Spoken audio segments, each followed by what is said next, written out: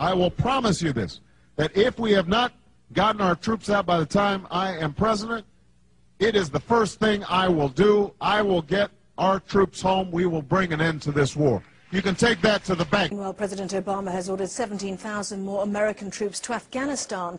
It's the first stage of a build-up that will eventually see 60,000 U.S. troops deployed to the country. The U.S. president has revealed his plan for Afghanistan, escalating the war at the fastest possible pace. It is in our vital national interest to send an additional 30,000 U.S. troops to Afghanistan.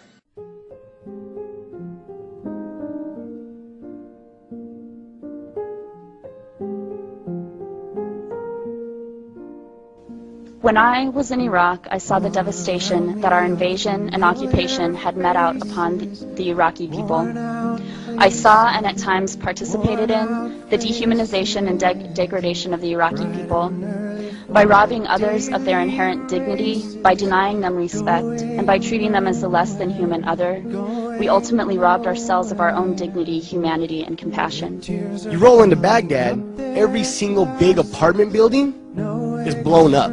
Every single apartment building in Baghdad has been broken to the ground by artillery and airplanes bombing. You cannot meet someone in Iraq who has not lost a family member. Could you imagine what we had done in America if in 9/11 everybody in America lost a family member?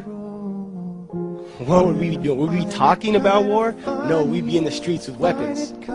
And so people talk about, oh, these people killing American soldiers in Iraq, they're terrorists. Not terrorists, they're wearing sandals. And they got an AK. And they got 14-year-old boys building bombs to kill these American soldiers because we killed their family. People just don't wake up and want to go kill people. I was ordered multiple times by commissioned officers and non-commissioned officers to shoot unarmed civilians if their presence made me feel uncomfortable. The primary loyalty is not to democracy or to the flag or to America or to the Iraqi people or to the rule of law. It is to each other's safety at the expense of everything else. There is a cost to this war, and this cost is being paid in American blood, in my soldiers' blood, and that is not okay. From my perspective, it didn't seem to make any sense what we did. We didn't accomplish anything. A few months after I was there, I mean, a lot of things weren't sitting right with me. The command structure, the missions that we were getting didn't make any sense. We're going after people, Mujahideen or Muj, and they didn't have any idea which ones were the right ones. We're kicking in the wrong doors, terrifying children, helicopters screaming over their heads at night, and I'm trying to calm the women and children while the men were dragged and separated out and completely humiliated in front of their families. 9/11 was a lie, I know it. We're soldiers, we know it. And on March 21st of 2003, my military service was hijacked in an unconstitutional order to invade the sovereign nation of Iraq. This is a slap in the face to every service member who feels used because he was told he was going to go fight for his country and then was sent to go kick in the doors of innocent people unprovoked in the middle of the night to draw fire into their house so that we might have somebody to shoot back at. If the media was not biased, this film would be shown here so that you could then make a decision. Show them both sides of the story and then let the human being make the decision whether they want their kids there or not. Don't show me one side and say it's patriotism, it's courageous. Nothing I did in Iraq was courageous. I brought fear into people's homes.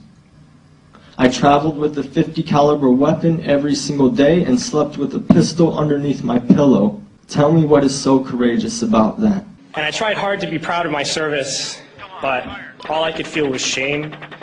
And racism could no longer mask the reality of the occupation. These were people, these were human beings. I've since been plagued by guilt anytime I see an elderly man, like the one who couldn't walk, who he rolled onto his stretcher and told the Iraqi police to take him away. I feel guilt anytime I see a mother with her children, like the one who cried hysterically and screamed that we are worse than Saddam as we forced her from her home.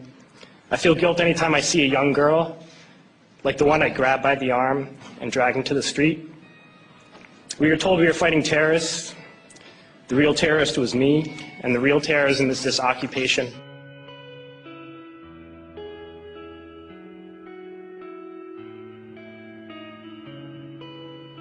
Funding the war is killing the troops. I mean, if you really think about it, it's really, really blatantly obvious. And it's really stupid that we have to say this. But we do. We have to get down to basics.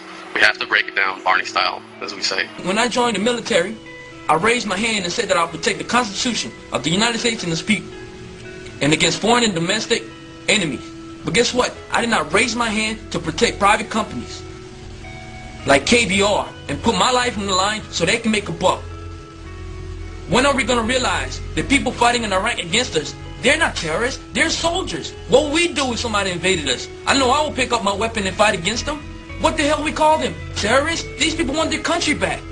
Let's give them their country back. I won't even talk to politicians about the war, because there ain't no point in it. Democrat, Republican, they're all profiteers of war. Even lots of anti-war organizations are profiting off my brother's pain. I'm embarrassed at the state of politics in America that it's come to that. We have to talk to Congress like they're fucking children. We've got a responsibility to the honor of this country and to the honor of every man and woman who has served in Iraq and ever served in our military to not leave them with anything less than the honor that they deserve. Honor? Are you kidding me? You saying that it's an honor to die in Iraq and to fight a war that we started and we're in the wrong? You're going to tell me that it's an honor to serve in Iraq when private contractors get paid $100,000 plus and drive $60,000 vehicles inside the base while soldiers are outside the base rolling and patrolling and losing their lives? Is that honor? Are you kidding me? Those who send us to war do not have to pull a trigger or lob a mortar round. They do not have to fight the war, they merely have to sell the war. They need a public who is willing to send their soldiers into harm's way. They need soldiers who are willing to kill and be killed without question. They can spend millions on a single bomb, but that bomb only becomes a weapon when the ranks in the military are willing to follow orders to use it. They can send every last soldier anywhere on Earth, but there will only be a war if soldiers are willing to fight. And the ruling class, the billionaires who profit from human suffering, care only about expanding their wealth, controlling the world economy, understand that their power lies only in their ability to convince us that war, oppression, and exploitation is in our interest. Our freedom comes from ourselves when we make the decision to speak our mind. This is well within the rights that service members have, but not very many service members know that they have. As soon as I got out of the military, I joined an organization called Iraq Veterans Against the War, which aside from calling for full immediate withdrawal of all U.S. forces from Iraq, also calls for full support and benefits for returning veterans.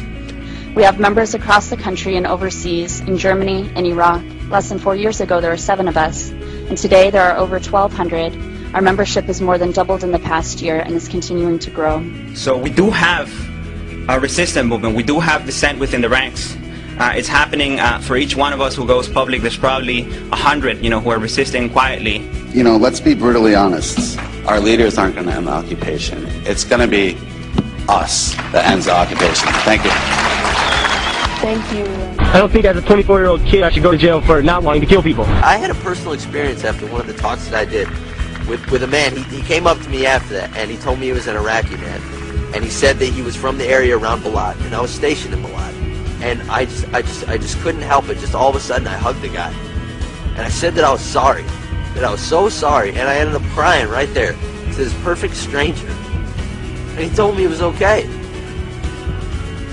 He told me it was okay. And that was redemption. To me, it's this phenomenon that we're witnessing is actually a natural evolution. And any time you organize human beings to come together to use violence as a way of conflict resolution, you will have a breakdown of that organization. Peace is not a political process, and it's certainly not a militaristic process. I refuse to participate in the Iraq occupation. The real enemies are not in some distant land. They're not people whose names we don't know and cultures we don't understand. The enemy is people we know very well and people we can identify. The enemy is a system that wages war when it's profitable. The enemy is the CEOs who lay us off from our jobs when it's profitable. It's the insurance companies who deny us health care when it's profitable. It's the banks who take away our homes when it's profitable.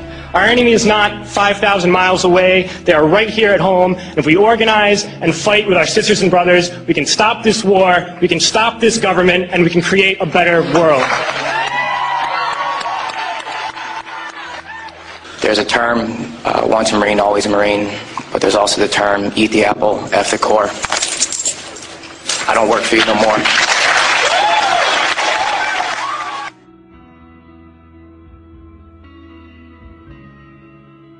This society is so greedy, we're willing to go to war. We're willing to go places and send these big metal machines that kill people and fuck people up just so we can make more money. I mean, I've heard it argued, and argued successfully, that our society runs on war.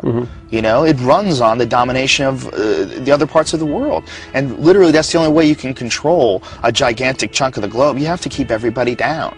You know, and that's what our society is based on as far as our globalization, you know, schematic that's been laid out by all these Republicans and all these Democrats and all these people that, you know, are pretending to be our leaders and pretending to look for. None of these people have had these experiences. None of these people feel connected to everybody. They're still, even the best ones are still operating within a very old framework.